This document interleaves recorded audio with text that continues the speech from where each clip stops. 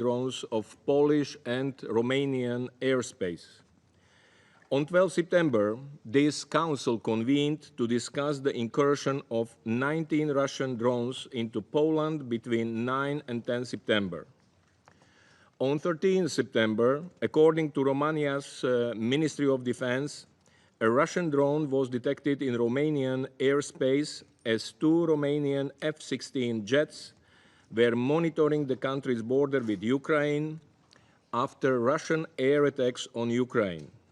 The ministry said that the drone did not fly over populated areas or pose imminent danger. This series of recent incidents further underscored the already high tensions that endanger European security as the war continues to rage in Ukraine. Violations of sovereign countries' airspace are unacceptable.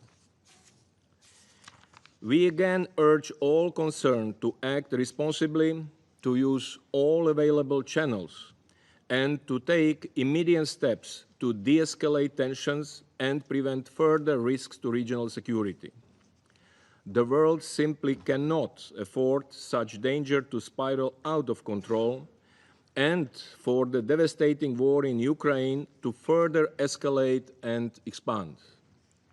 Mr. President, over the weekend in Ukraine, Russian drones and missiles continue to hit several regions, killing at least 3 people, injuring dozens more, and damaging civilian infrastructure and residential buildings. Several civilian casualties were reported across the country. According to the Ukrainian authorities, in the central city of Dnipro, a missile with the reported cluster munition hit a residential apartment building, killing at least 1 person and injuring at least 30 others. Local officials reported that 2 people were also killed in the Chernihiv region in the north and the Khmelnytsky region in the west of the country. According to the Ukrainian authorities, over the past week, Russia launched more than 1,500 attack drones, 1,280 guided aerial bombs, and 50 missiles of various types. This represents a clear escalation of Russia's attacks against Ukrainian cities and towns. More casualties were also reported over the weekend in the Belgorod region of the Russian Federation, where, according to local officials, 2 civilians were reportedly killed and 4 injured as a result of Ukrainian shelling and drone attacks. The continuing trend of intensifying widespread attacks once again underscores the need to build on recent initiatives for diplomatic efforts toward peace before the situation reaches even more dangerous levels. We reiterate our call for a full, immediate, and unconditional ceasefire to pave the way for a just, lasting, and comprehensive peace in Ukraine in line with the UN Charter, international law, and relevant UN resolutions. The United Nations remains ready to support all meaningful efforts to this end. I thank you. I thank Mr. Jenča for his briefing. I now give the floor to His Excellency Mr. Lars Roque Rasmussen, Minister for Foreign Affairs of Denmark.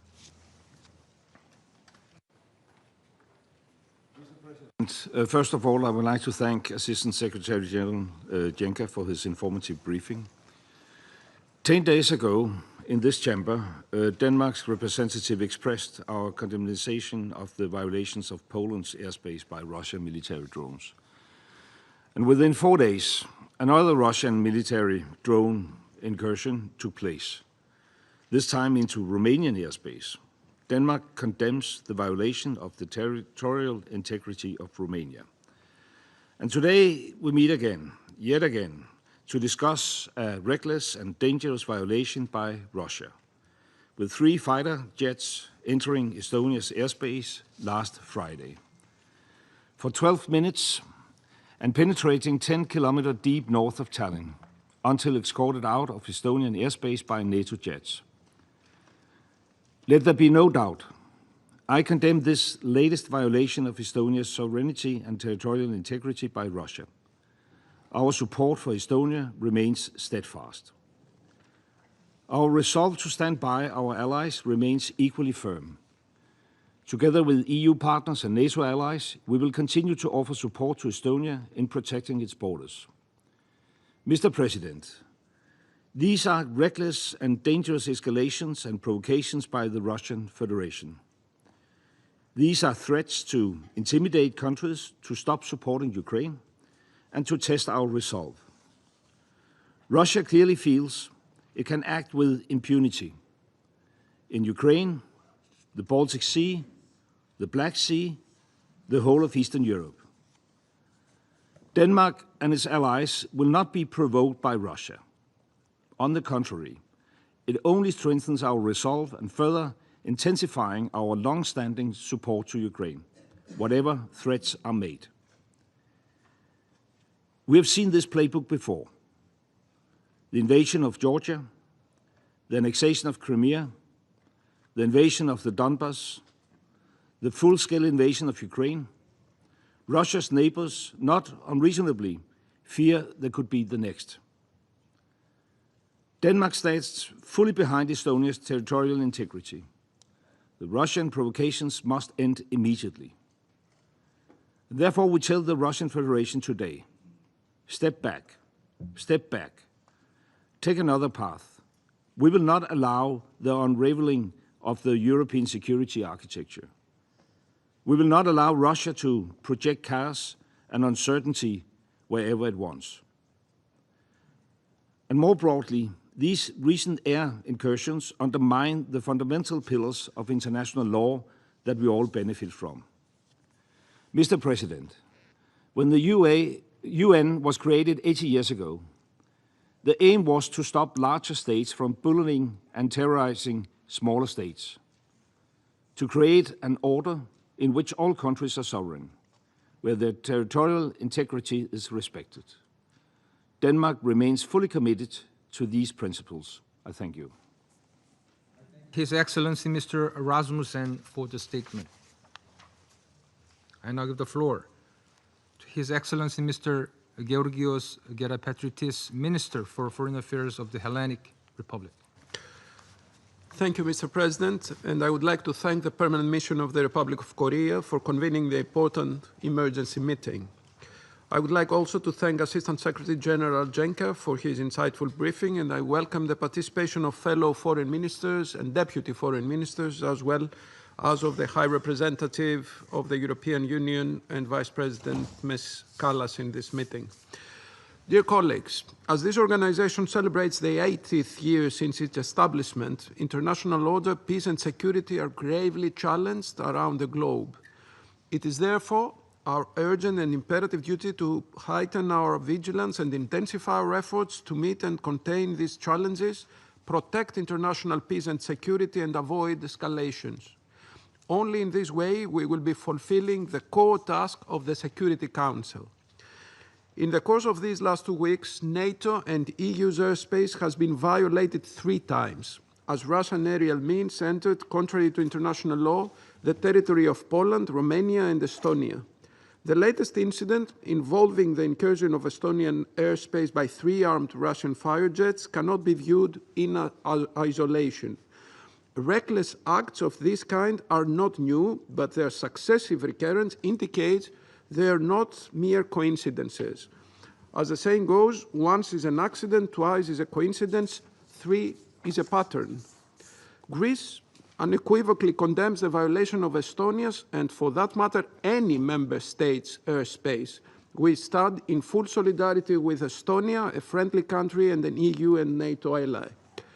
Any violation of state borders, be it air, sea, or land borders, constitutes a clear and blatant breach of international law and the UN Charter, and is unacceptable, particularly coming from a permanent member of the Security Council. We call on Russia to cease these unlawful acts immediately and respect its obligations under international law. Colleagues, it is evident that this new escalation is a direct result of Russia's war in Ukraine. Greece has welcomed President Trump's initiative for meeting President Putin in Alaska in August, as well as any initiative that could result in the termination of the war. Nevertheless, these violations as acts of aggression contradict the spirit of the Anchorage meeting. Lastly, dear colleagues, we're now witnessing the destabilizing effects of the war and its wider implications for the security of Eastern Europe and of the wider region. This is why, once again, we call on Russia to stop its armed aggression. A comprehensive, just, and lasting peace in Ukraine based on the principles of sovereignty, independence, and territorial integrity of states must remain our foremost goal. A peace safeguarded by credible and robust security guarantees which will effectively deter any recurrence of armed aggression that precludes further escalation and that is in line with international law, the UN Charter, the General Assembly resolutions, and the Helsinki Final Act. I thank you. I thank His Excellency Mr. Gerapatritis for the statement.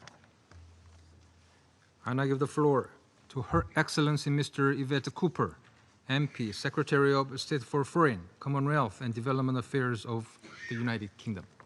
Thank you, Mr. President, and thank you to the Assistant Secretary-General for that briefing. For 3.5 years, the world has witnessed a permanent member of this Council engaged in the full-scale and unprovoked invasion of another state, a violation of its most basic obligations under the UN Charter. As President Trump and President Zelensky have worked for peace, the Russian Federation has starkly escalated its attacks. Attacks on the Council of Ministers, on the British Council building, and repeated attacks on residential flats and homes as children sleep in their beds. And we meet today now at the request of Estonian allies because Russia's recklessness is escalating.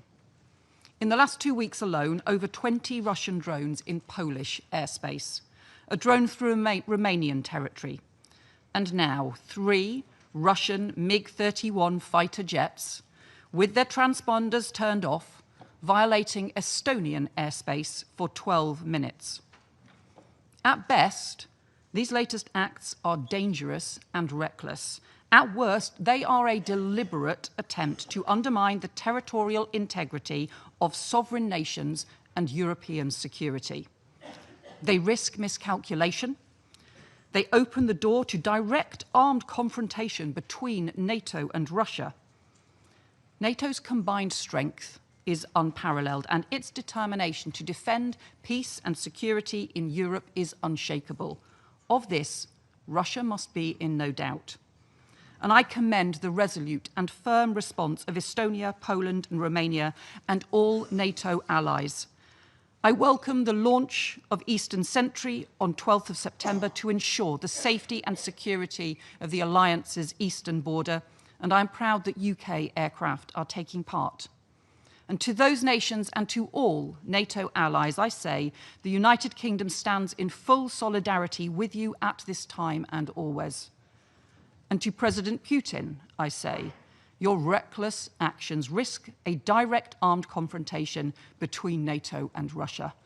Our alliance is defensive, but be under no illusion. We stand ready to take all steps necessary to defend NATO's skies and NATO's territory. We are vigilant, and we are resolute.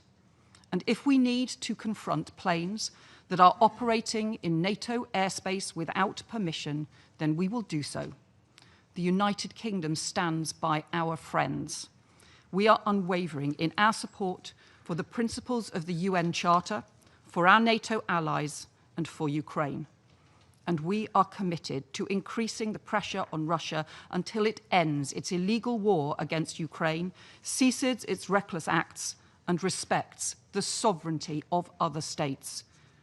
Russia's imperialist warmongering is a threat to international peace and security. It is a threat to the values and principles that underpin this organization that has done so much to support stability and prosperity these past 80 years. We must counter it for the sake of us all. Thank you. I thank Her Excellency Ms. Cooper for her statement. I now give the floor to Her Excellency Ms. Melita Gabric, Deputy Minister for Foreign and European Affairs of Slovenia. Thank you, Mr. President. I also want to thank the Assistant Secretary General, Mr. Miroslav Jenča, for your important contribution. Excellencies, we are meeting here for the second time in just 10 days due to the reckless behavior of the Russian Federation that poses a threat to international security. 10 days ago, we discussed a drone incursion into Polish airspace, an incident involving more than 20 drones, making a significant escalation in scale and intensity. Today, we are addressing a new provocation, Russian fighter jets incursion into Estonian airspace, an incident that was not merely momentary, but deliberate and dangerous. Slovenia supported the call for this meeting, and we stand firmly and without reserve with Estonia, its security, sovereignty, and territorial integrity. Excellencies, let me say this in no uncertain terms. We condemn this escalation. At a time when tensions are already dangerously high, this is not the moment for military provocation. This is a high time for dialogue, a high time for diplomacy. When we previously discussed the drone incursion into Poland, our ambassador spoke of the growing unease with which we are witnessing such behavior across Europe. Let us be honest with ourselves around this very table of the Security Council. These actions do not occur in a vacuum.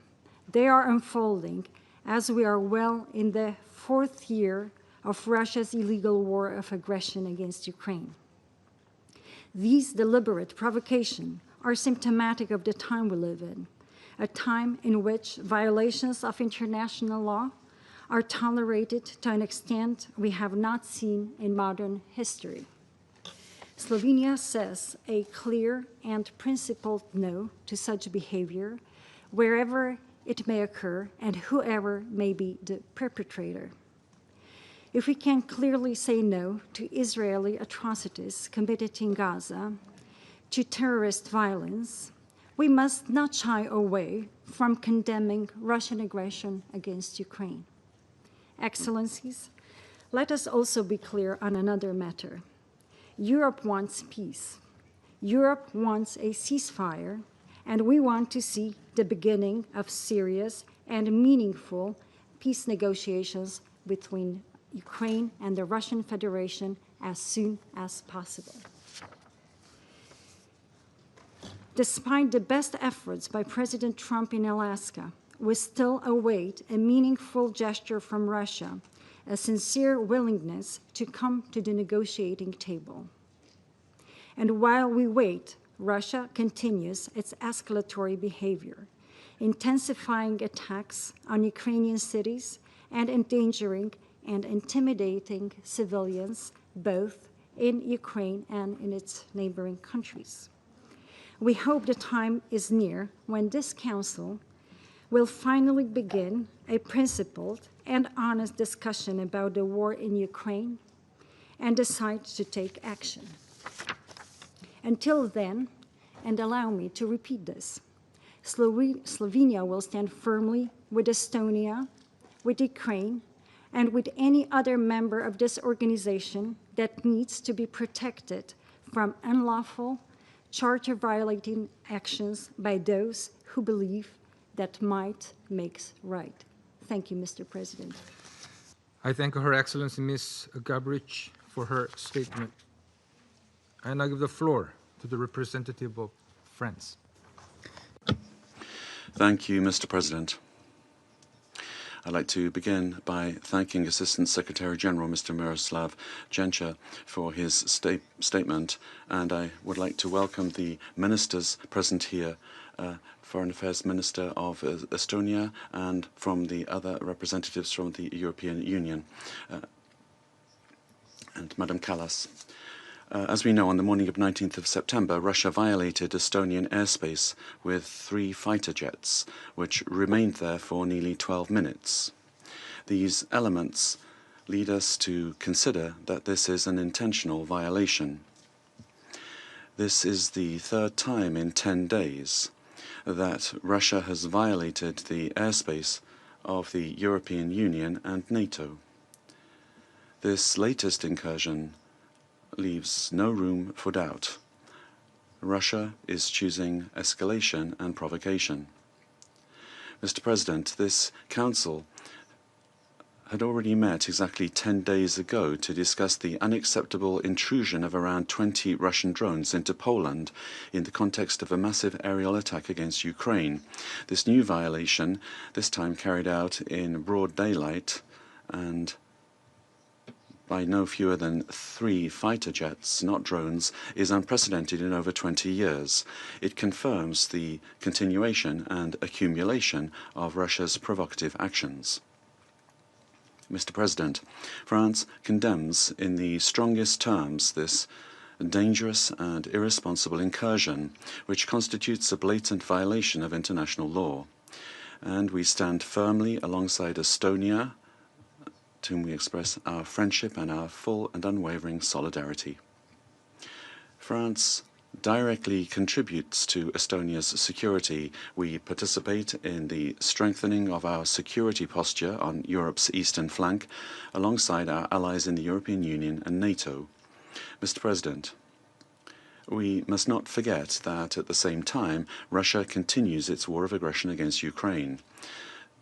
Just hours after this incursion, it once again carried out massive strikes against Ukraine using 40 missiles and over 550 drones.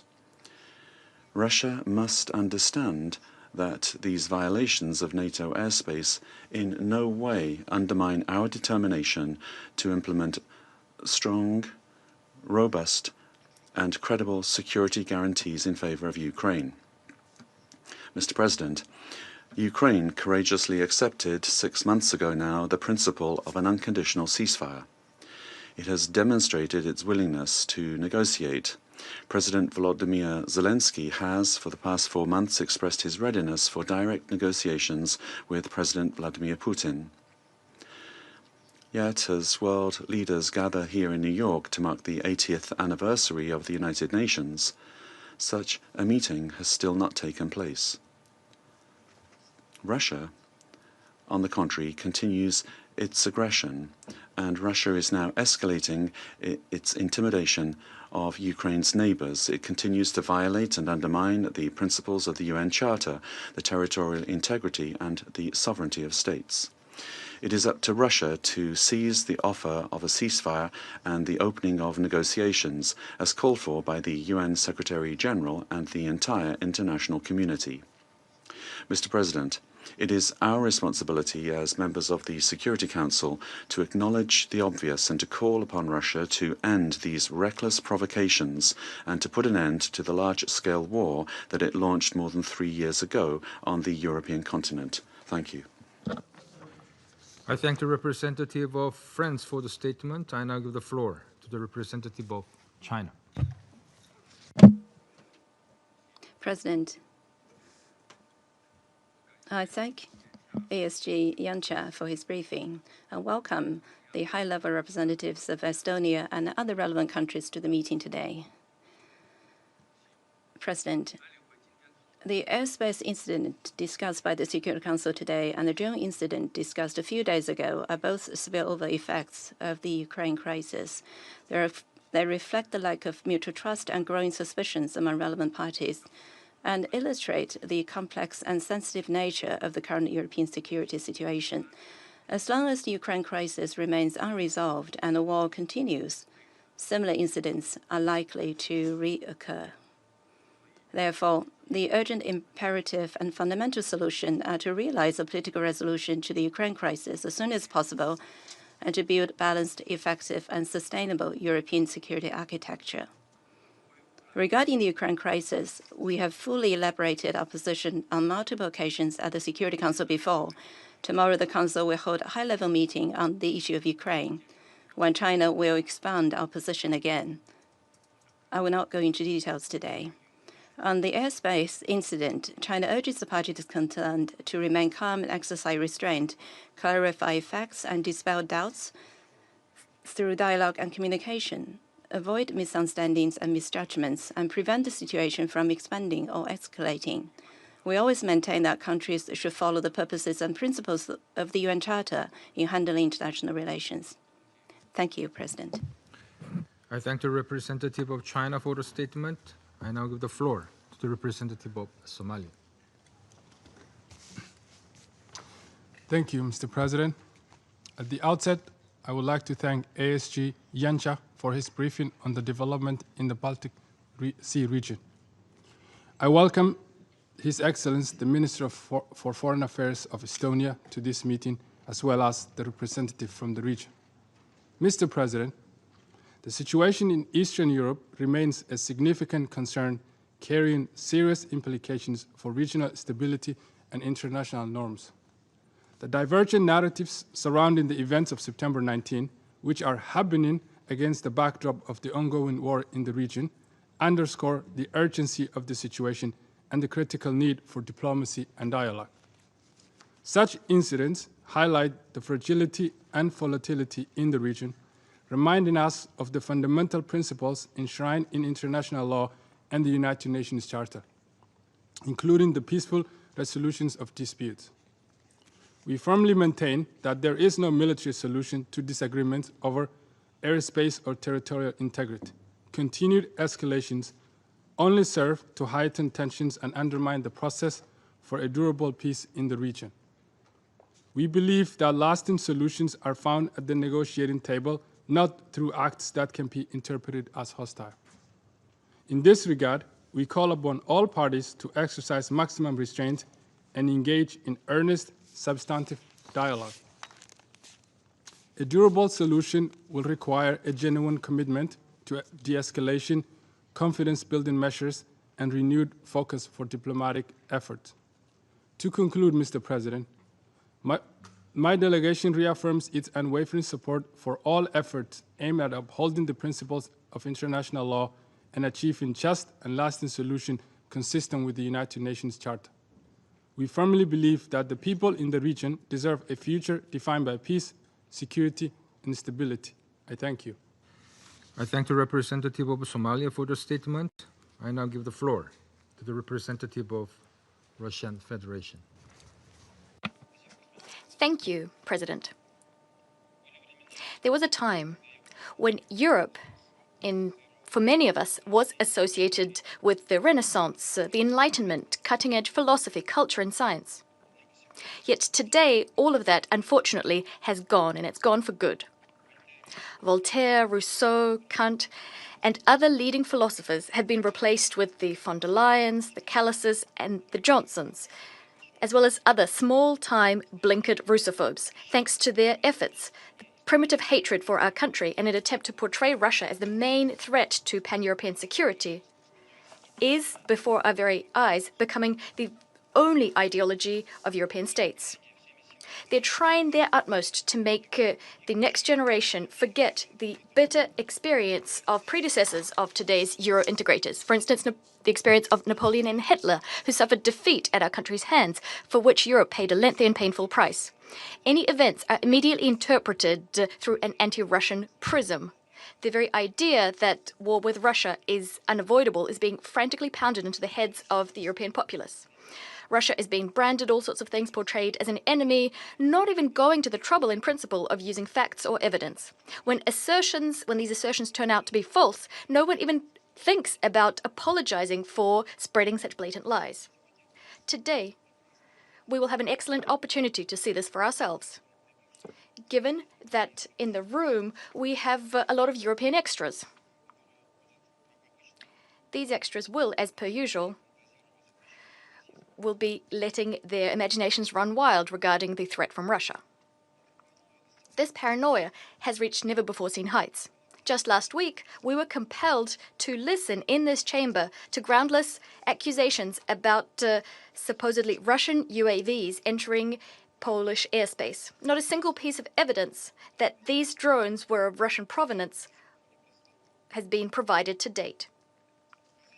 It's telling that just a few days later, we heard that the incident involving damage to the roof of a residential house in Lublin province, which was a key component of this anti-Russia campaign, in reality was the result of a missile erroneously being dropped from a Polish fighter jet.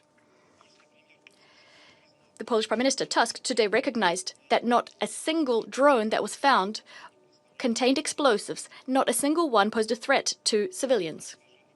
As for the Polish opposition, it clearly said this is a blatant provocation, the aim being to pull Poland into war.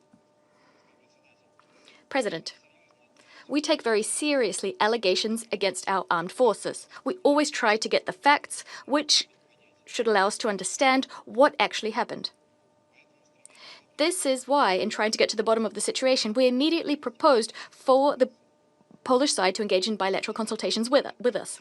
Yet we didn't get a sensible reaction from Warsaw.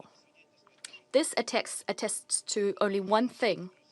Neither Warsaw nor Brussels want the truth. All they need is a pretext for a new wave of the Russophobia campaign they're engaged in. It's very difficult to comment. Our European neighbours are inculpating themselves so obviously. Anyone of sound mind, anyone who is familiar with elementary logic would never say such a situation is normal. But yet, if on every screen, in every social media outlet, on every page, you're being told that Russia is your only enemy, then you might start believing anything and everything. The facts, the evidence here are superfluous. Today, we're compelled to be here to watch part 2 of this spectacle entitled Blame Russia for Everything. Our neighbours have now imagined that Russia is at fault for an incursion into Estonian airspace. As always, there is no proof except the Russophobic hysteria coming from Tallinn, which our Estonian colleague will wax lyrical about a little bit later. As for the facts prove that on the 19th of September, 3 Russian MiG-31 fighter jets conducted a planned flight from Karelia to an airbase in Kaliningrad Oblast, carried out in strict accordance with international airspace use rules. The Russian aircrafts did not stray from the agreed route, nor did they cross into Estonian airspace. Their trajectory, their flight was over the neutral waters of the Baltic Sea, over 3 kilometers from the island of Windlow. Flight recorded data confirm this. If Estonia wanted to, it could have checked this itself. But Tallinn is not pursuing such an objective. Their goal is different, going against common sense and the facts to foment hysteria and accuse Russia of provocations. Thus, NATO representatives rushed to call what happened reckless behavior.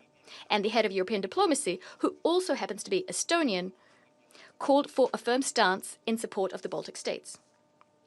To be perfectly frank, our European colleagues deserve our sympathies. After all, the project they'd been building on our borders for years, the anti-Russia project, and this is what Ukraine was actually turned into after 2014, this project is coming apart at the seams, discrediting itself. Ukraine became the Zelensky concentration camp long ago. It's not sparing its people. They're dying by the thousands every day in a senseless meat grinder in the name of Western geopolitical interests. The Zelensky regime has turned its country into a symbol of corruption, outright theft, violations of human rights, the freedom of religion and the freedom of speech. In European capitals, despite all of this, they continue to laud so-called Ukrainian achievements, giving money and weapons to the Kiev regime, although they're clearly increasingly ashamed of their own puppets. However, they can't understand how to disentangle themselves from this fix. As a result, not-so-creative Euro bureaucrats have found nothing better to do than to whip up anti-Russian hysteria in the hope that European voters won't notice. This is a strange strategy, and without a doubt, it will achieve the opposite of what it intends to do. What will they accuse Russia of next? After all, they're not bothering to check the evidence nor the logical rationale for our actions.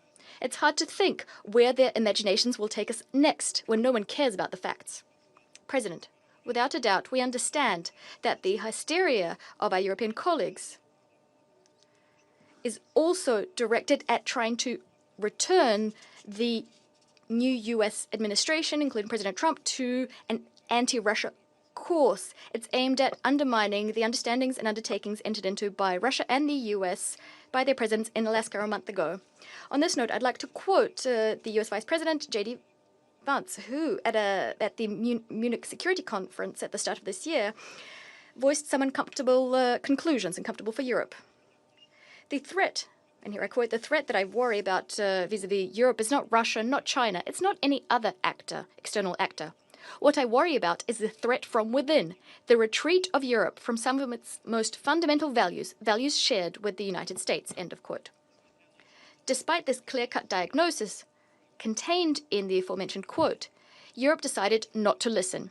Europe today is like an unhinged, paranoid individual unable to respond to criticism.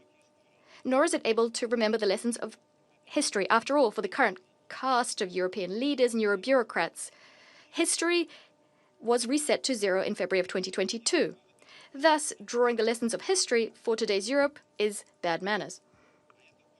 But this is a very dangerous path. We all know that history is ruthless vis-a-vis those who forget its lessons. Thus, our former European partners, if you want to get hysterical, to foment and to continue levy baseless accusations, go right ahead. But do that without our participation. We won't be partaking in this theatre of the absurd, and you don't need us there. When you decide that you want to engage in a serious discussion about European security, about the fate of our common continent, about how to make this continent prosperous and secure for everybody, we'll be ready. You know where to find us. I thank you. I thank the representative of Russian Federation for the statement. I now give the floor to the representative of Panama. Gracias, señor. Thank you, Mr. President. We are grateful for the detailed presentation of Undersecretary General Janša, providing us with a more complete picture of the events that took place in Estonia on Friday, the 19th of September. And we'd also like to welcome the ministers distinguishing us today with their presence at this meeting. Just a week ago, this council met to consider with concern the incursion of Russian drones into Polish airspace. Today, once again, we find ourselves addressing similar events, this time concerning the incursion of Russian combat aircraft into Estonian airspace. These incidents, so close together in time and of such threatening nature, illustrate a pattern of actions that could undermine regional stability, and they are a cause of concern for us all. Panama rejects any act of intimidation of one state against another. The violation of Estonian airspace cannot be seen as an isolated event, but rather as an act that threatens international peace and security, the very pillars upon which this Council rests. President, the world is going through particularly turbulent times, where the proliferation of conflicts in all regions is directly and disproportionately affecting the civilian population and global stability. The accumulation of these intimidating incidents does not contribute in any way to peace or international stability. On the contrary, these events erode trust among states and create a climate of heightened tension and vulnerability for collective security, a situation that the world can no longer in this regard, we see that these acts are expanding. Activities in the region are showing this, despite the inconclusive results that have been achieved by efforts of the parties. We still hope that genuine dialogue and decisive diplomacy and commitment can put an end to this conflict. Let us use this space where today the highest authorities are gathered together to mark the 80th anniversary of the United Nations to resume efforts in the right direction. Panama calls for caution, and we reiterate once again the primacy of the principle of respect for the sovereignty and territorial integrity of states, in full accordance with the purposes and principles enshrined in the United Nations Charter, to which we committed ourselves more than 80 years ago. Only through strict adherence to these principles can peace, security, and peaceful coexistence among states be guaranteed. Thank you very much. I thank the representative of Panama for the statement. I now give the floor to the representative of Algeria. Thank you, Mr. President. At the outset, I would like to thank Mr. Miroslav Jenka for his valuable briefing. I would also like to welcome the Foreign Minister of Estonia and all the honorable ministers participating in this meeting. Mr. President, we meet today following recent reports that Russian military aircraft flew into the airspace of the Republic of Estonia on September the 19th. These developments could exacerbate tensions and further escalate the situation in the region, a region that is still suffering from the repercussions of the conflict between Russia and Ukraine. On numerous occasions, Algeria has stressed the need to avoid any action or reaction that could inflame tensions. We have also repeatedly stressed the danger of succumbing to the logic of polarization in the context of this conflict. It's imperative to avoid any endeavor that could inflame hostilities or exacerbate their potential repercussions. In this vein, I would like to highlight the following points today. First, we believe that it is important to maintain the momentum of the recent diplomatic effort in order to prevent any escalation that could prolong or expand the conflict. Thereby, it might undermine any progress towards peace and security in the region. Second, it has become necessary to give precedence to communication and coordination in addressing these incidents through a transparent and effective approach. This would avoid any misunderstanding or confusion, and it would help to avoid their recurrence.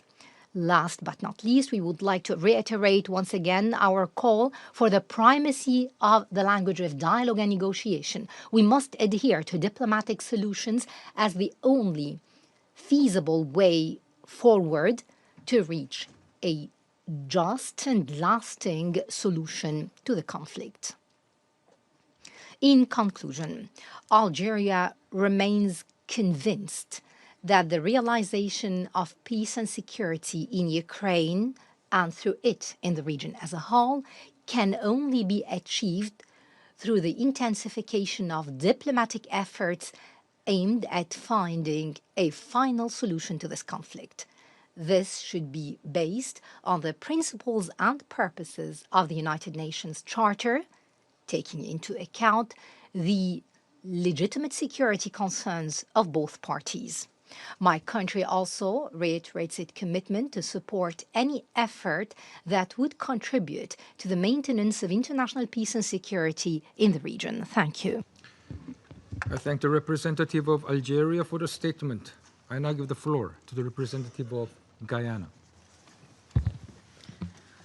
Thank you, Mr. President, for convening today's meeting at the request of Estonia, following the unauthorized entry into its airspace of 3 armed fighter jets reportedly belonging to the Russian Federation. I also thank ASG Janša for his briefing and welcome the participation of the Minister of Foreign Affairs of Estonia and other ministers and high-level officials in this meeting. Mr. President, Guyana has taken careful note of the letter dated 20th of September from the permanent representative of Estonia, in which he asserts that this was the 5th violation of Estonia's airspace by the Russian Federation, marking a dangerous escalation and the most serious violation thus far. We have also taken note of the public statement issued by the Russian authorities denying that the 3 jets violated Estonia's airspace. Saturday's incident appears to follow a pattern of similar events in the region that are unfolding in the context of the ongoing armed conflict in Ukraine. When this council met last week to address a similar incident in Poland, we affirmed that the violation of a country's airspace is a serious breach of its territorial integrity and a violation of international law. We also agreed on the need for de-escalation and for the states involved to establish the facts and act responsibly to avoid any further escalation of an already dangerous situation. Today, as we confront another allegation of incursion by the Russian Federation, I would like to stress the following 2 points. First, as we did last week, Guyana calls for restraint and de-escalation, and for the facts surrounding this recent incident to be thoroughly clarified. Given that there have been similar incidents in the recent past, it is reasonable to assume that they will continue to occur unless appropriately addressed.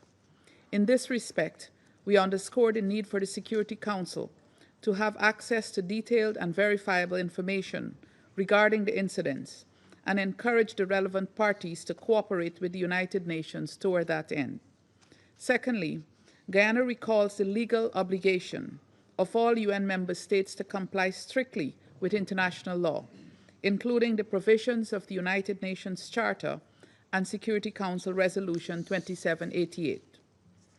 Mr. President, members of the Security Council have a collective responsibility to find ways and means of preventing disputes from escalating, including through diplomatic efforts, and must apply the tools provided in the Charter and relevant conventions for the peaceful settlement of any dispute between states. On the broader question of the ongoing armed conflict between Russia and Ukraine, we reiterate our demand for an immediate and peaceful end to the war and for the full implementation of Security Council Resolution 2774. Any expansion of this conflict will have dire consequences for innocent civilians in the region and for the world at large. This must be avoided at all costs. In closing, Mr. President, I once again urge the Russian Federation to cooperate with the affected states as well as the United Nations in providing the necessary information and finding a peaceful path forward. I thank you. I thank the representative of Guyana for the statement, and I give the floor to the representative of Sierra Leone. Thank you, Mr. President. I also thank ASG Yenke for his briefing. We welcome the participation of the representatives of Estonia, Ukraine, and other participants under Rule 37. The letter dated 20 September 2025 from the permanent representative of Estonia reporting a serious violation of its airspace is of grave concern. This report, viewed together with the earlier letter from the permanent representative of Poland on the Russian Federation's drones entering its airspace, similarly reflects an alarming pattern, increasing the risk of a regional conflagration with global consequences. Mr. President, regrettably, the 3 rounds of talks in Istanbul, which led to agreements on exchanges of prisoners of war and civilian detainees, as well as the return of Ukrainian children, and which had raised hopes for a political solution, have not been matched with advancement in the ceasefire and peace agreement negotiations. On the contrary, military operations in Ukraine have intensified and now reached the breach of airspaces of Estonia, Poland, and Romania. The responses from the 3 countries and NATO underscore the gravity of the threat. They signal that prolonging the conflict risks spillover, regional escalation, and global insecurity. Given the adverse implications of a protracted conflict in Europe, the Council and the wider international community must intensify efforts towards peace. Sierra Leone has consistently called for an end to this war, urging the parties to embrace diplomacy and agree to a ceasefire that prevents further death and suffering. The humanitarian toll is devastating, with over 6,500 civilians having been killed in Ukraine this year alone, including rising numbers of children among the dead and injured. More than 10 million people have been displaced, creating the largest refugee crisis in Europe since the Second World War. Mr. President, Sierra Leone reiterates that the UN Charter enshrines the principles of sovereignty, territorial integrity, and the peaceful settlement of disputes. Article 2.3 obliges member states to resolve disputes by peaceful means while refraining from the threat of use of force. The disregard of these principles and international law, the repeated resort to force, and the inability to secure ceasefires are deeply troubling. Aware of the consequences of this conflict, which could plunge the region into chaos, we call for measured responses by NATO and individual states, making use of Article 4 consultations to de-escalate and renew political dialogue. We commend the ongoing efforts by the United States, European leaders, and other mediators, and this Council to seek a peaceful resolution and a sustained political engagement at the highest levels. We again call on the parties to engage in genuine negotiations towards a political settlement that upholds Ukraine's sovereignty and territorial integrity within its internationally recognized borders while addressing the legitimate security concerns of all parties. I thank you. I thank the representative of Sierra Leone for the statement. I now give the floor to the representative of Pakistan. Thank you, Mr. President.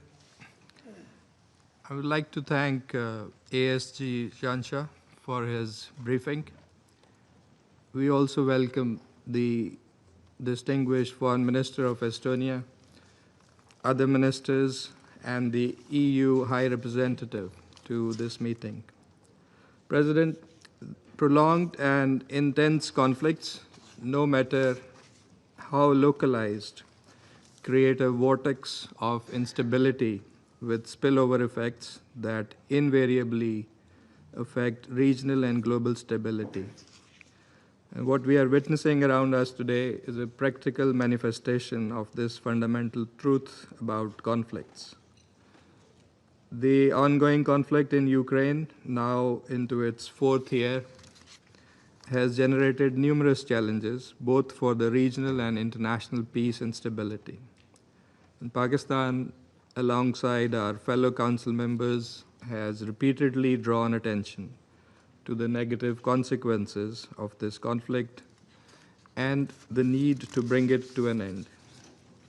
We take note of Estonia's letter of 20th September addressed to this council informing about violations of its airspace. Pakistan is an ardent proponent and strong adherent to the UN Charter and its principles. Sovereignty and territorial integrity of all member states are cornerstone principles of the UN Charter, are sacrosanct and must be respected universally. Pakistan remains deeply perturbed by the ongoing conflict in Ukraine, especially its humanitarian consequences that have adversely impacted the lives of millions of people in the region. Cessation of hostilities and return to diplomacy remain the only path for achieving sustainable peace. In line with our clear and consistent position, Pakistan has always called upon the parties to demonstrate restraint, avoid escalation, and scrupulously adhere to the international humanitarian law.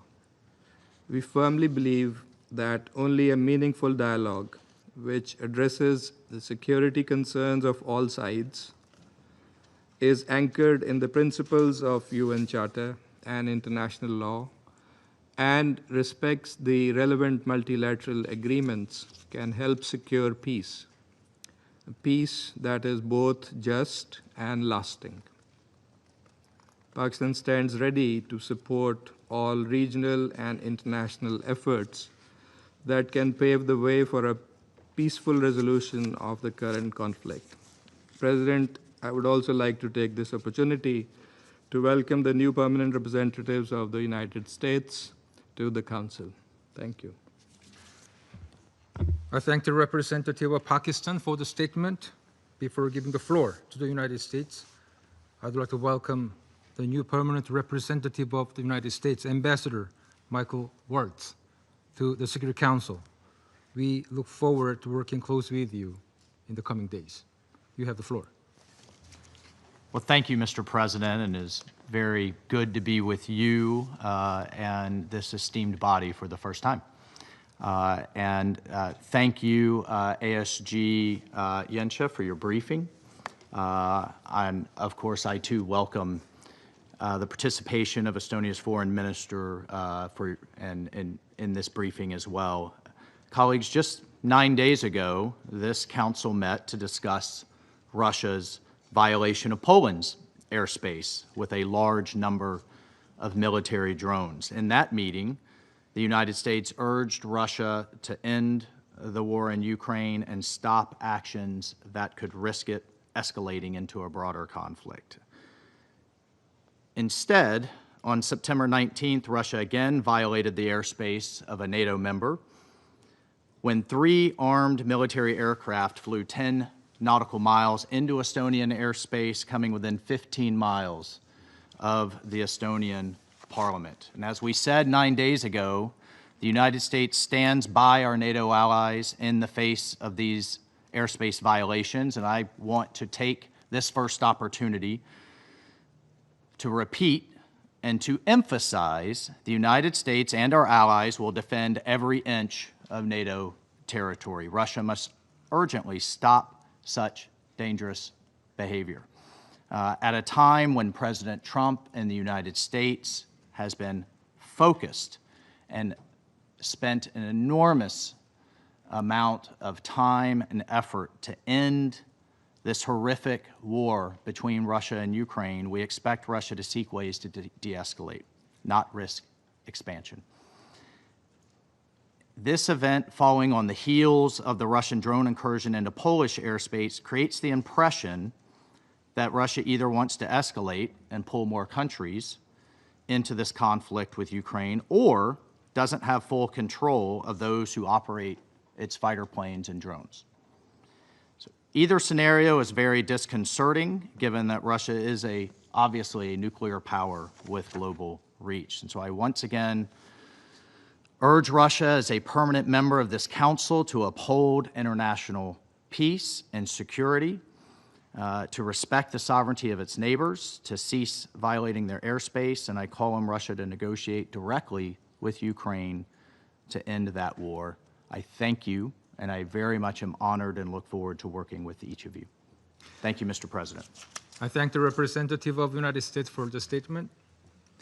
I shall now make a statement in my capacity as the representative of the Republic of Korea. To begin, my gratitude goes to ASG Yensha for the statement. Colleagues, the Republic of Korea is seriously concerned by the most recent in a series of deeply alarming incidents, this time impacting the territorial integrity of Estonia. On Friday, we were dismayed by reports of fighter jets from the Russian Federation violating Estonian airspace and remaining there over the Gulf of Finland for a total of 12 minutes. We note that this incident led to some countries responding by scrambling their jets in yet another troubling event over European territory.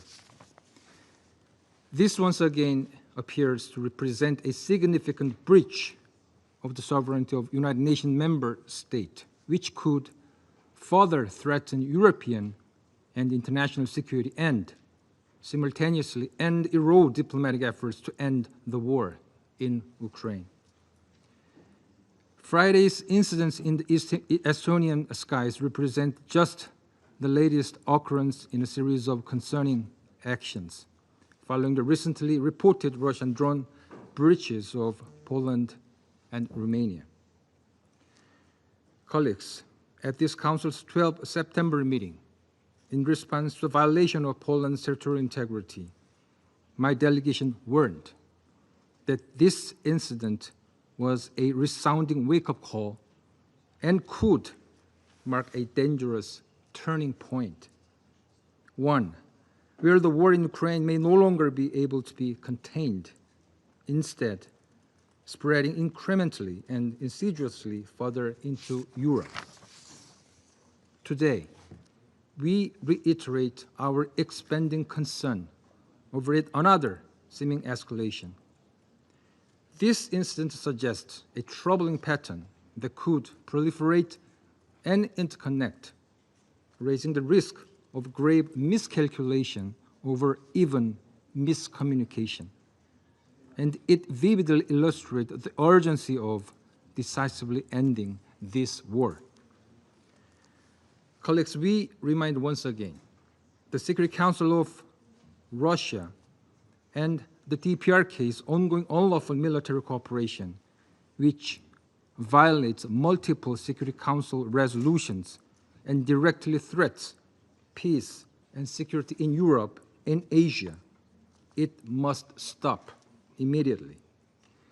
In conclusion, alongside the international community, the Republic of Korea continues to support diplomatic efforts to bring about lasting peace in this region.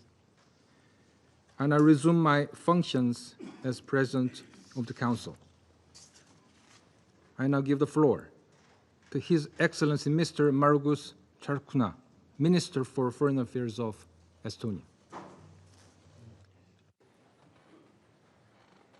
Your Excellencies, thank you, President. Please allow me to thank the Presidency for convening the Security Council meeting at such a short notice. And I also would like to thank ASG Jensa for his valuable briefing. Ladies and gentlemen, what brings us here today is alarming. On 19 September 2025, 3 armed Russian MiG-31 fighter jets deliberately entered Estonian airspace in violation of our territorial integrity. They remained in our skies for 12 minutes, penetrating up to 10 kilometers deep and covering nearly 100 kilometers inside our sovereign territory. These are the hard facts based on solid evidence, whatever Russia is claiming. And let me show you the screenshot from our most modern radar screenshot. So you can see here as well, the red line is a violation of Estonian territory and sovereignty. You can see it very clearly. This is a fact. This is not something else. So here you can say, you can also see the radar screenshot where Russia fighter jets entered, where they were, and how they went out. They were warned already before. There was a very clear communication on all different channels as well, visibly. And there was no response, and just Russian fighter jets, they continued the violation of Estonian and also NATO airspace for 12 minutes, 100 kilometers. And this is a lot. And these are the hard evidences for that. Also, there are pictures of these fighter jets, and it is very clear that these fighter jets, they carried as well missiles. All of them, they carried missiles, and they were combat-ready planes. And you can see from here as well, Russian representatives, that these are the photos which really were taken during this heavy violation of NATO and Estonian airspace. So what I want to say, that violation is crystal clear, and Russia is lying again, as it has been lied before several times. We remember the occupation of Georgia, 2008, 2014, Crimea, 2022, aggression against Ukraine started. So please don't lie again. Hard evidence is here. So it is a dangerous escalation. It was a fourth violation of Estonian airspace by Russia this year alone. By this one was deeper, longer, with 3 armed aircraft simultaneously and just minutes flight time away from Tallinn, our capital. I want to recall that member states' sovereignty and territorial integrity on land, at sea, and in the air must be respected at all times. So this was yet another reckless and flagrant violation of the United Nations Charter and of international law by our neighbor. We are here today because this violation of our sovereignty and threat of use of force concerns not only Estonia, but the entire international community. The 19 September incursion was not an isolated act, but part of a broader pattern of Russian provocations against its neighbors, while the permanent member of the Security Council continues its full-scale war of aggression against Ukraine. On 9th of September, Russia presently violated Poland's borders by sending 19 drones into Poland's airspace. On 13th of September, a Russian attack drone flew for almost an hour over Romanian territory. Russian drones have been also found in Latvia and Lithuania, our neighboring countries. Russia's dangerous behavior cannot be tolerated. To do so would seriously undermine not only the United Nations Charter and the international law, but would set very dangerous precedent, encouraging further aggression, fueling regional and global tensions, and ultimately endangering global peace and security.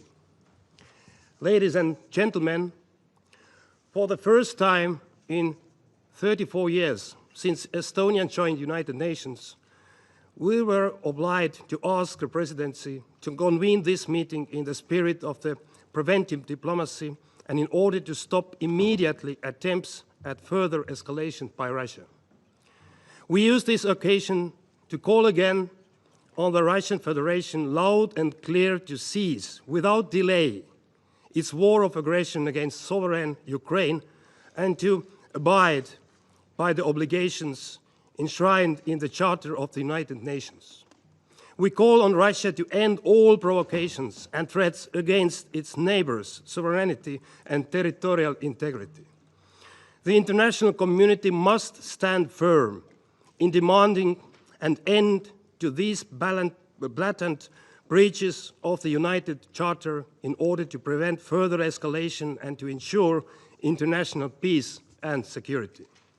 Ladies and gentlemen, Estonia is convinced that all responsible members of the international community should always call out such outrageous actions by any member of the United Nations, and even more so by a permanent member of the Security Council, entrusted with a special responsibility to safeguard international peace and security.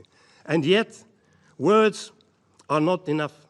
As Russia itself has become a real threat to global peace and security, we need to exercise collectively maximum pressure on Russia, forcing it to just and lasting peace in Ukraine and forcing it to abandon its criminal, neo-colonial and imperial ambitions. Together we can hold Russia accountable for its crime of aggression against Ukraine, for the war crimes and crimes against humanity it has committed since 2014, and for its ongoing violations of international treaties and agreements it has pledged to uphold. Impunity, appeasement and further concessions would only embolden Putin and would lead to new crimes. We can succeed only if acting decisively together in defense of the United Nations Charter and the international law. Finally, let me assure that the members of the Security Council and wider audience that Russia's threats and provocations are not going to weaken our resolve to support Ukraine is its defense against the Russian aggression. Just and lasting peace in Ukraine will strengthen the multilateral system based on international law, with the United Nations and its charter at the core, as well as international peace and security across the globe. Thank you, President. I thank His Excellency Mr. Tsakna for the statement. I now give the floor to Her Excellency Ms. Kaja Kallas, High Representative of the European Union for Foreign Affairs and Security Policy and Vice President of the European Commission. Thank you, Mr. President, Excellencies. The United Nations was founded on a set of shared values and principles, foremost the pursuit of peace and security. Although these values are being continuously tested and tried, the adherence to these values is still what brings us together in this room. There is one country present here in this room which is actively seeking to undermine the values and principles the nations of the United Nations have committed upholding. Last week, Russia once again violated international law and the sovereignty of an European country. For 12 minutes, 3 armed Russian fighter jets blatantly violated Estonian airspace. The same type of fighter jets that regularly bomb innocent civilians in Kiev. The recent violation of Estonian airspace is unprecedented in both scale and recklessness. It was a deliberate provocation which could have ended with devastating results. This comes after Russian violation of both Polish as well as Romanian airspace with drones a week earlier. It cannot be that Russia accidentally violates 3 times in 2 weeks European airspace. And if it was accidentally, it was a mistake, there has been plenty of time for Russian Federation to apologize and say, sorry, we made a mistake. Instead, we see a pattern. Russia is testing European borders, probing our resolve, undermining the security of the whole of Europe. Russia will continue to provoke as long as we allow it. Therefore, the United Nations and the international community must clearly condemn such actions. It is a breach of the UN Charter, which obliges all states to respect the sovereignty and territorial integrity of other countries.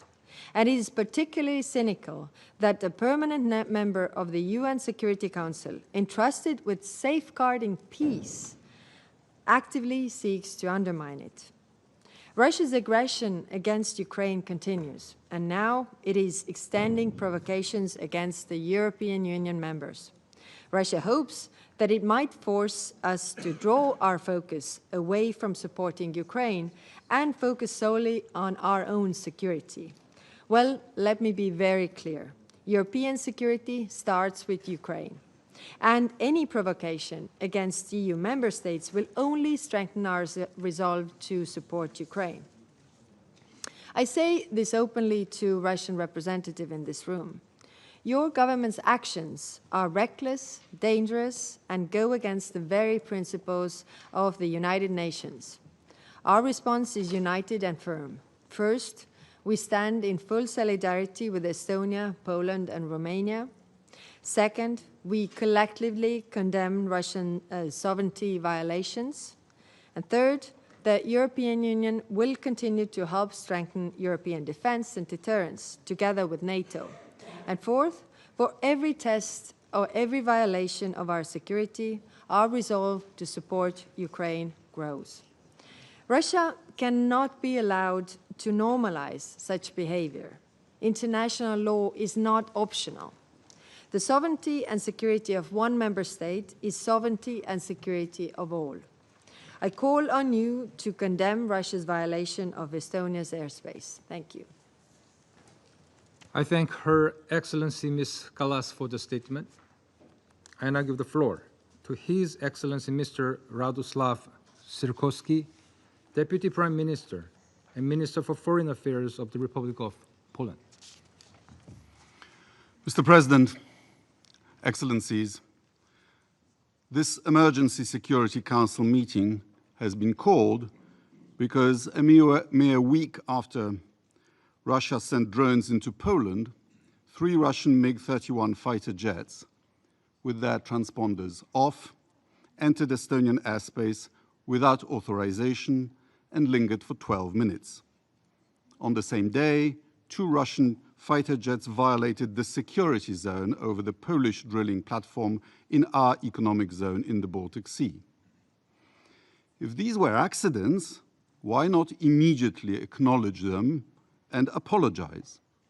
We have given Russia a pass in the past in such circumstances. But we have not heard any apologies, only lies.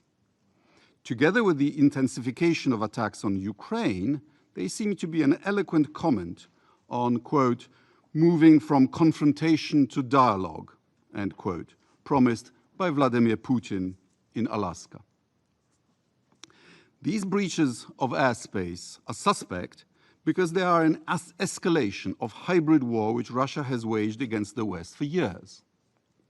Murders of politicians, journalists, human rights defenders and defectors, cyber attacks against hospitals and financial institutions, arsons, including in Poland, UK and Lithuania, postal packages containing incendiary devices all over Europe, including Germany, attacks on Ukrainian embassies, in addition to standard espionage and disinformation. Excellencies, this Council has a responsibility to send a clear message that such provocations will not be tolerated. It must stand in solidarity with Estonia, Romania, Poland, and all nations whose sovereignty is threatened by systemic Russian aggression. To the representatives of Russia, I have this to say. We know you don't care for international law and you are incapable of living in peace with your neighbors. Your insane nationalism contains a lust for domination that will not cease until you realize that the age of empires is over and that your empire will not be rebuilt. Every drone strike by the heroes of the armed forces of Ukraine, may God bless them, brings this day closer. Your 3-day special military operation can't even conquer Donbass for 10 years now. But the potential for criminal, catastrophic Russian mistakes is still there. By ordering mobilization in 1914, you precipitated the start of World War I, which bled Europe white and led to your Bolshevik Revolution. By signing the Hitler-Stalin Pact, you helped launch World War II, the bloodiest in history. By Sovietizing Central Europe, you caused the Cold War. Don't start another one. We are peaceful democracies who have studiously avoided actively joining your attempt to reconquer Ukraine. But we will not be intimidated. I have only one request to the Russian government. If another missile or aircraft enters our space without permission, deliberately or by mistake, and gets shot down and the wreckage falls on NATO territory, please don't come here to whine about it. You have been warned. Thank you. I thank His Excellency Mr. Sikorski for the statement. I now give the floor to His Excellency Mr. Johann Vadeful, Federal Minister for Foreign Affairs of Germany. Mr. President, 12 minutes. 12 minutes in which 3 Russian fighter jets brazenly ventured into Estonian airspace. 12 minutes in which they made their way almost to the Estonian capital, to Tallinn. What happened early Friday morning marked a further dangerous escalation by Russia. The incursion came just over a week after more than 20 Russian drones had entered Polish airspace. Once again, in Estonia, Russia violated, without any provocation, the territorial integrity of one of its neighbors, and thus one of the fundamental principles of the UN Charter. We condemn this grave violation of international law. This is not the behavior of a state seeking to preserve global peace and security, but one of recklessly disregarding international norms. Together with our partners, Germany stands firmly in solidarity with Estonia. We stand together against those who seek to use military coercion to undermine our sovereignty, freedom, and solidarity. The most recent alarming incidents bring to light two significant insights. First, Russia's ongoing aggression is not only directed against Ukraine and its people, rather, in its reckless behavior, Russia poses a serious danger to regional security as well as to global peace and stability. Second, there were many initiatives for negotiations, most recently under the strong leadership of the United States. Ukraine is ready to engage and has repeatedly offered an immediate and unconditional ceasefire. Nonetheless, Russia has repeatedly chosen not only to continue, but to intensify its aggression. This must end. Let there be no doubt, reckless provocations will not work. This is not just a problem for Russia's immediate neighbors. This is a problem for all of us, united here in our commitment to the UN Charter and its principles. Germany stands for these principles. Russia does not. We will not rest until a sustainable and just peace in Ukraine is achieved, a peace that is rooted in the principles of the UN Charter and negotiated with Ukraine sitting at the table. An unconditional ceasefire is urgently needed to stop the bloodshed and to lay the foundation to build trust for sincere negotiations. The people of Ukraine, as well as the people of Estonia and Poland, just as the people of every country, have the right to live in peace and security. It is our shared responsibility as UN member states to hold those accountable who endanger peace and security. I thank you. I thank His Excellency Mr. Vadeful for the statement. I now give the floor to His Excellency Mr. Andrei Sybiha, Minister for Foreign Affairs of Ukraine. Thank you for organizing this important meeting. Just 10 days ago, this Council held an emergency meeting requested by Poland after being intruded by 2,000 Russian drones. Today, we are meeting at the urgent request of Estonia after 3 Russian jets violated its airspace. What's next? Which other emergency meeting will we have to hold in the coming weeks? Who will be the next country dealing with Russia's provocations? None of these developments were accidental. No, Moscow does this on purpose. A country occupying a permanent seat in this council is destroying international peace and security it is supposed to maintain. The logic is simple.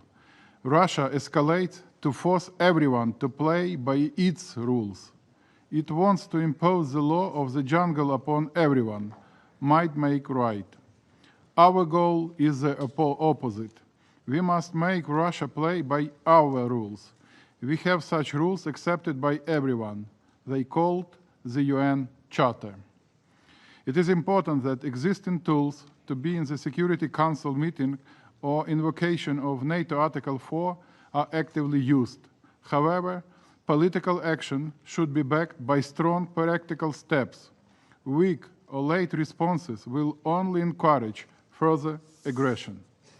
Europe is not at war with Russia, but Russia is at war with Europe. And the only way to safeguard peace is to respond with strength and unity. The best way to prevent a larger war in Europe is to increase support for Ukraine. If you help us end this war sooner with respect to the UN Charter, Russia will not expand it to other nations. Mr. President, a strong response means that a threat should not be escorted neither for 12 minutes nor for 1 minute. It should be neutralized. We reiterate our readiness for air defense integration. This is our European sky over Ukraine and other European nations. This is our common security space, and we must have a common sky shield to protect us all. Ukraine is the only country in the world countering regular massive air attacks of more than 500,000 drones and missiles, and we are ready to share experience and join forces. An integrated European air defense system combining intelligence, early warning, and active interception is essential. We have the capabilities, experience, and alliances, but action must be decisive, adequate, and swift. Other elements of a strong response include devastating sanctions, pressure on, and strong deterrence packages for Ukraine.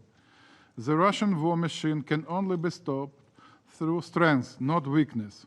Wait and see is not a strategy. Let's abandon wishful thinking. Russia poses an existential threat to Europe, and it will not disappear if we close our eyes. Ukraine has learned many bitter lessons in the past. What we now see in Poland and Estonia reminds of how Russian aggression against Ukraine started. Hybrid attacks and escalation, unmarked soldiers, violations of state border, and other steps. We can see this pattern repeating, but in another forms. The only effective way to counter this escalation is to respond with strength and unity. In conclusion, we reiterate that aggression against any European nation threatens the security of all. Only united action can prevent escalation and preserve peace in Europe. We stand in solidarity with our friendly Estonia, with the Estonian government and people, and we are ready to contribute to our shared security. Thank you. I thank His Excellency Mr. Sibiha for the statement. I now give the floor to Her Excellency Mrs. Oana Silvia Toiu, Minister for Foreign Affairs of Romania. Mr. President, thank you for this opportunity to take the floor at this emergency meeting of the UN Security Council, where we meet again to defend the principles of sovereignty and territorial integrity. I also want to thank Assistant Secretary General Miroslav Jenka for his briefing. Outside the Council chamber, our conversations focus on the UNAT and the importance of fundamental principles enshrined in the UN Charter.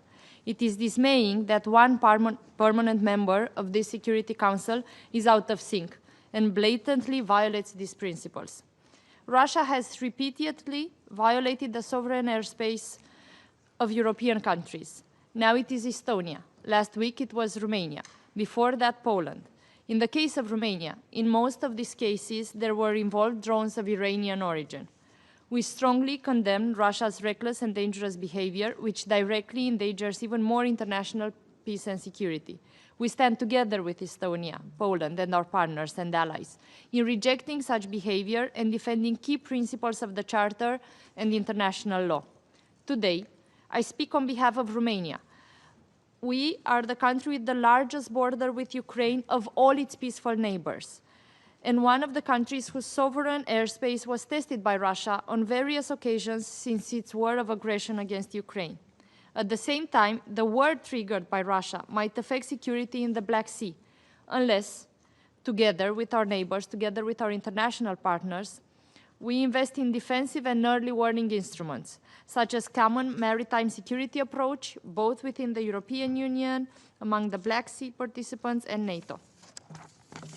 We need to address the insecurity in this key region of Europe with global relevance that affects maritime security, commercial shipping lanes, both regionally and globally, as well as access to vital goods to world markets, including grains, key commodities, and food supplies. Even a perceived lack of reaction from the international community, especially this Council, might encourage future provocations, but we can also do the opposite and discourage them. We need to firmly reject, once and for all, this unjustified and unprovoked aggression against Ukraine. We all want peace, but that also means that we need strength, and strength is achieved together. Mr. President, within the international community, most of the world nations are aligned to the need to protect the principles of the UN Charter. We join previous speakers' call to Russia to stop all provocations and threats against the sovereignty and territorial integrity of other states. Russia should not be emboldened to continue such behavior. In this context, my government welcomes the efforts undertaken by the United States, the European Union, and world leaders to put an end to Russia's war of aggression, and especially respects the effort of Ukraine, and we stand together for peace. Action is of essence now. Thank you, Mr. President. I thank Her Excellency Mr. Stoiu for the statement. I now give the floor to His Excellency Mr. David Van Hill, Minister for Foreign Affairs, Minister for Asylum and Migration of Kingdom of the Netherlands. Thank you, Mr. President, and I have the honor to speak on behalf of the Benelux countries, Belgium, Luxembourg, and my own country, the Kingdom of the Netherlands. The Benelux countries welcome that the Council urgently addresses these unprovoked violations of Estonian airspace. We condemn these violations in the strongest possible terms. It is yet another clear and unacceptable violation by Russia of the territorial territory of a sovereign nation. And this is not an isolated incident. It cannot be ignored. It has been less than 2 weeks ago that in this very council you discussed the violation of Polish airspace. And we are, unfortunately, seeing a wider pattern of Russian provocations against its neighbors while Russia continues its full-scale war of aggression against Ukraine. This incident demonstrates that if Russia's aggression remains unchecked, it is bound to repeat itself. We call on this Council and all Member States to make clear that this reckless behavior is not only unacceptable, but also presents clear risks to peace and security. It is imperative that we all protect the UN Charter and international law, and the territorial integrity and sovereignty of all nations must be respected. These are the cornerstones of 80 years of the United Nations. The Benelux countries will defend these principles, standing shoulder to shoulder with Estonia. The path to peace is clear. The Russian Federation needs to end its war of aggression in Ukraine and choose the path of meaningful negotiations for a comprehensive, just, and lasting peace.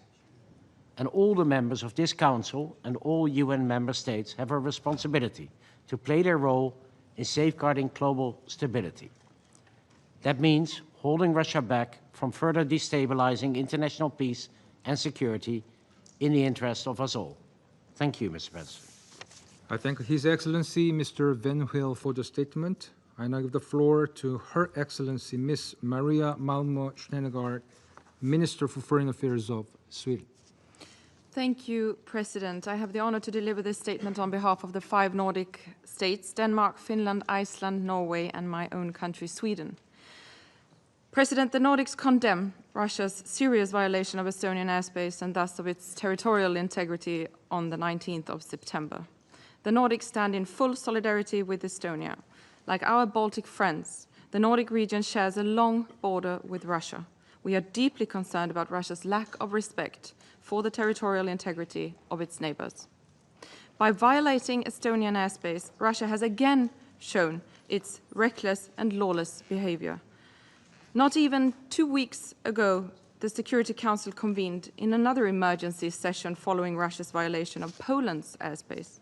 Since then, Russia has also violated Romania's airspace. We urge Russia to immediately stop and to bear its responsibility as a permanent member of this Council. Russia's recent airspace violations and its broader campaign of malicious activities against other countries illustrates the seriousness of Russia's threat to international security. It only strengthens our resolve in facing this threat by upholding our sovereignty and territorial integrity, as well as further intensifying our long-standing support to Ukraine. Over the past weeks, Russia has increased its attacks against Ukraine. Last week alone, Russia launched more than 1,500 strike drones, 1,280 guided aerial bombs, and 50 missiles against Ukraine, according to Ukrainian reports. These are not the actions of a country that seeks peace. The Nordic countries support a comprehensive, just, and lasting peace based on the UN Charter and international law, a peace must respect Ukraine's independence, sovereignty, and territorial integrity. President, we need to remind ourselves that Russia is waging a war of aggression against Ukraine in blatant violation of international law. Russia could end its war tomorrow. Until it does, the Nordics stand undeterred in face of Russia's illegal actions. I thank you. I thank Her Excellency Ms. Malmö Steingart for the statement. I now give the floor to Her Excellency Ms. Babia Bratze, Minister for Foreign Affairs of Latvia. Mr. President, I deliver this statement on behalf of two Baltic states, Lithuania and my own country, Latvia. I thank the Presidency of the Council for convening this meeting, and I thank Assistant Secretary General Janša for the briefing. Lithuania and Latvia stand in full solidarity with our neighbor and ally, Estonia. On 12 September, this Council strongly condemned the violation of Polish airspace by a massive Russian drone incursion. We expressed our full solidarity with Poland at that meeting, and we warned of the risk of further provocations by Russia. Now it is Estonia calling this meeting in response to another grave and deliberate escalation by Russia. Mr. President, Europe has witnessed a growing number of Russia's non-conventional attacks, ranging from GPS jamming, sabotage, attempts to place explosives on DHL planes, to drone incursions. Russia's war in Ukraine and Russia's flagrant violation of Estonia's airspace once again demonstrates Russia's complete disregard for the authority of this Council and also for the demands expressed by the international community in numerous UN General Assembly resolutions. And Mr. President, let me say, we are not facing a Ukraine crisis. We are faced with a Russia crisis. As we speak at this emergency meeting, Russia continues to target and destroy Ukrainian cities, critical civilian infrastructure, kill innocent civilians, medical personnel, children, women, all in pursuit of a land grab. Contrary to the efforts of the President of the United States and European and Ukrainian partners, Russia doesn't seek peace.